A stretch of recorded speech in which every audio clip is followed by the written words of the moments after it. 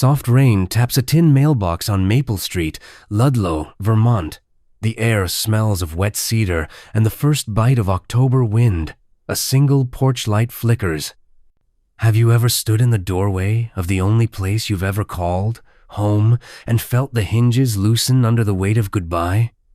That's what Evelyn Carter, 71, whispers to her reflection in the dark living room window. Behind her, cardboard boxes sag like tired lungs. The sheriff's notice-pink paper, brutal font flutters on the fridge beneath a magnet shaped like the Green Mountain Diner's famous maple butter pie slice. Tomorrow at noon, the lock will turn. Her grandson, Milo, 7, presses his ear to the floorboards, listening for the heartbeat of the house he thinks is dying.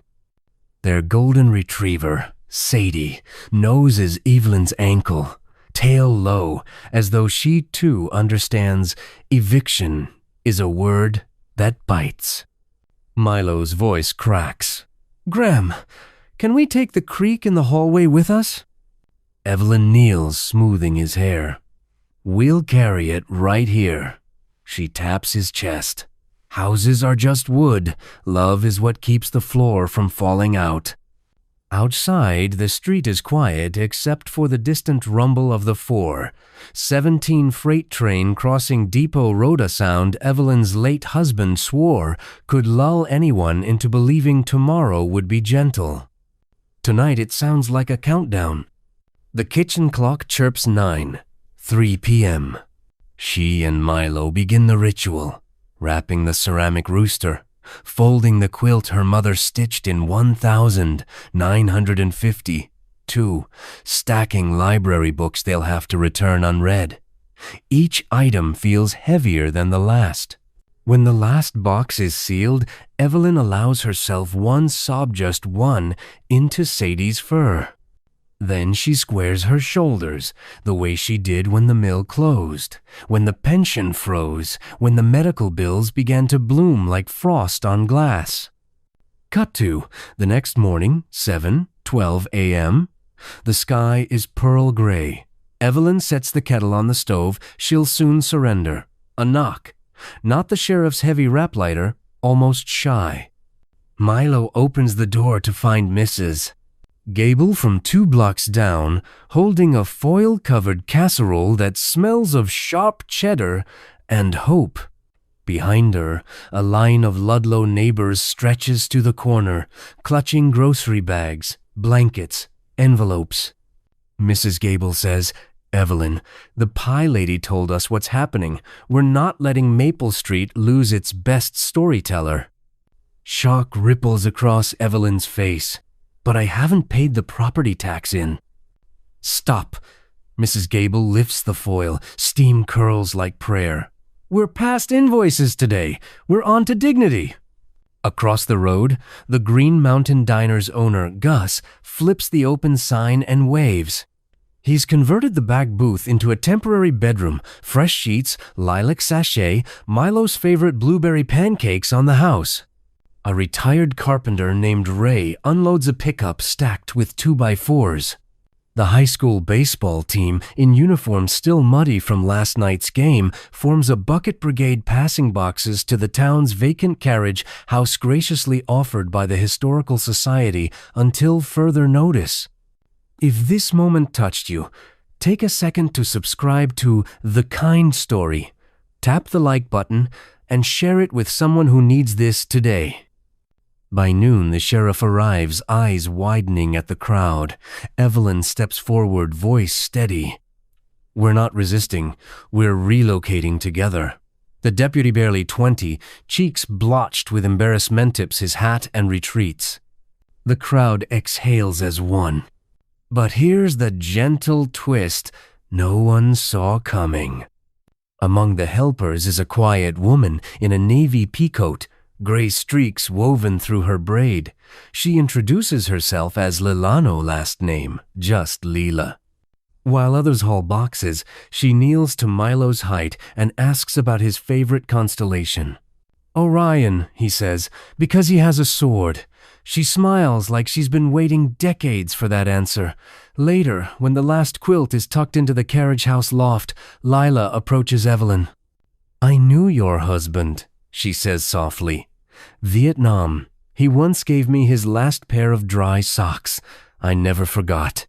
She presses a small brass key into Evelyn's palm. "This opens the guest cottage behind my bookstore. Stay as long as you need. I've been renting it on weekends, but," her voice catches, "it's time it kept someone warm year-round." Evelyn's kneesbuckle. Milo steadies her. Sadie barks once, tail wagging like a metronome set to joy. What would you do in their place? Drop your feelings, or a single emoji below? Days blur into small miracles. The diner hosts pie for a purpose. Friday's savory slice sold adds $5 to the Carter Stability Fund. The high schoolers repaint the cottage porch sunrise yellow. Ray builds bunk beds humming, "You Are My Sunshine," while Mrs. Gable teaches Milo to knead bread so the house always smells like someone loves you. Even the postman leaves handwritten jokes in the mailbox slow teach, clink a promise that the world hasn't forgotten how to laugh. One crisp Thursday, Gus presents Evelyn with a ledger. The town's unofficial bank account, now holding enough to cover back taxes plus 3 months cushion. The final line reads, "Interest. Endless gratitude." Evelyn stands on the diner's counter. Gus insists and raises a coffee mug. "To small-town kindness," she says, voice trembling but clear. "May we never be strangers to each other again." The room erupts in applause so loud the pie plates rattle. If this moment touched you, take a second to subscribe to The Kind Story. Tap the like button and share it with someone who needs this today. Autumn deepens. Maple leaves catch fire in slow motion. Milo starts 3rd grade with new sneakers donated anonymously, a note tucked inside reading, "Run toward every dream, little Orion. Evelyn, once too proud to ask for help, now volunteers at the library's literacy program." She reads aloud to elders who never learned, their lined faces softening as words bridge years of silence. One evening, Lila invites Evelyn to the bookstore after hours. They sit among towers of paperbacks, sipping cocoa that tastes of cinnamon and second chances. Lila opens a scrapbook, yellowed photographs of young soldiers, one unmistakably Evelyn's husband. In the margin, his handwriting, "To Lila, keep the light on." Evelyn's tears fall, but they taste sweet now, like maple. What would you do in their place? Drop your feelings or a single emoji below. Winter arrives early. Snow hushes Ludlow under quilted white. On Christmas Eve, the town gathers for a candlelight walk from the diner to the cottage. Children sing carols, dogs wear jingle, bell collars, the scent of fresh pine mingles with the distant whistle of the 4:17.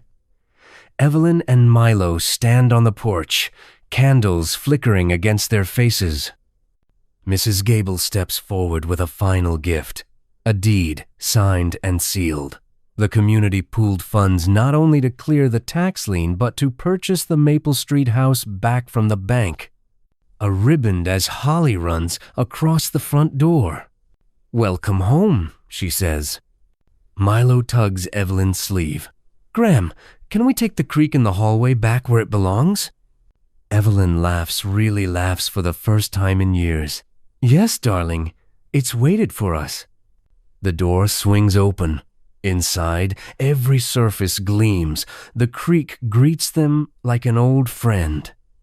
On the mantel sits a new ceramic rooster hand, painted by the baseball team, and the same quilt, now embroidered with tiny stars, Orion's belt stitched in gold thread. If this moment touched you, take a second to subscribe to The Kind Story. Tap the like button and share it with someone who needs this today. Spring returns. Daffodils push through the thaw. Evelyn plants a garden with seeds from every neighbor, tomatoes from Gus, lavender from Mrs. Gable, a single maple sapling from Lila. Milo sets a painted rock at the base that reads, "For anyone who needs shade." The house, once silent with fear, now hums with piano lessons, story hours, and the occasional bark of a dog whose learned joy is louder than eviction notices. Every Friday, Evelyn places a fresh pie on the diner's windowsill, labeled, "Take what you need." Strangers become regulars. Regulars become friends. Friends become family. On the anniversary of the eviction that never happened, the town dedicates a bench outside the library. The plaque reads, "Because someone believed we are not alone." Evelyn runs her fingers over the words, then turns to the small crowd. "When did a stranger last remind you you're not alone?" she asks, voice carrying across the lawn like a lullaby. "For me, it was every hand that lifted a box, every pie slice sold, every candle in the snow." She pauses, eyes shining. "Now tell us your own kind story. In the comments, your words might become our next episode." Small town kindness isn't small at all. It's the size of every heart willing to open. Pass it on.